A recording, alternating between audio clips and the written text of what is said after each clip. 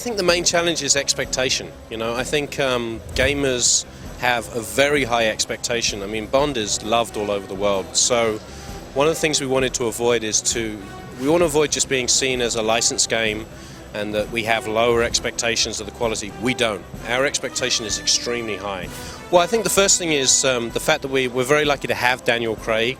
And along with Daniel Craig, we have most of the big names in the movie. We have Judi Dench, we have Eva Green as Vesper Lynd from Casino Royale, we have Mads Mikkelsen, who played De Chiffre in Casino Royale. That brings the authenticity of the movie into the game. And then on top of that, we had access to the script, to the locations, to the sets.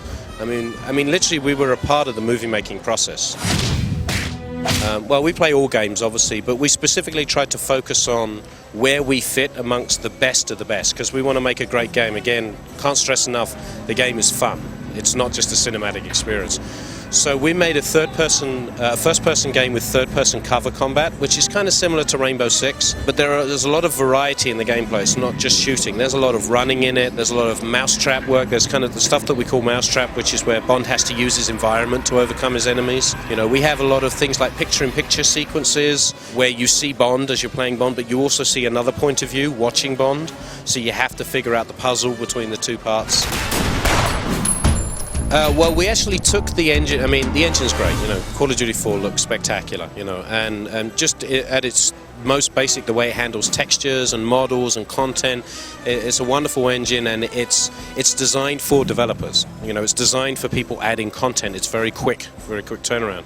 We took that and we added a lot of new features. Firstly, we have a third-person feature. So we have what we call persistent Bond, which is that Bond is always in the world. Now, in the Call of Duty 4 engine, you're not. It's basically a model of your hands and stuff like that.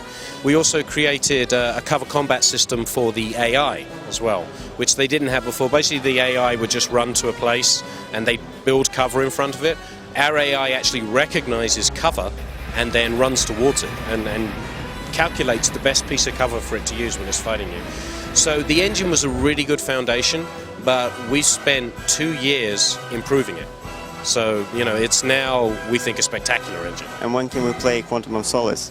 It's coming out, it's being released in all territories on the same day as the movie. So, for example, in the US, it's November 7th. I'm not sure what it will be in your territory, but the day the movie comes out, go to your game store and it will be on the shelf. Thank you very much for your time. Thanks very much. Nice to meet you.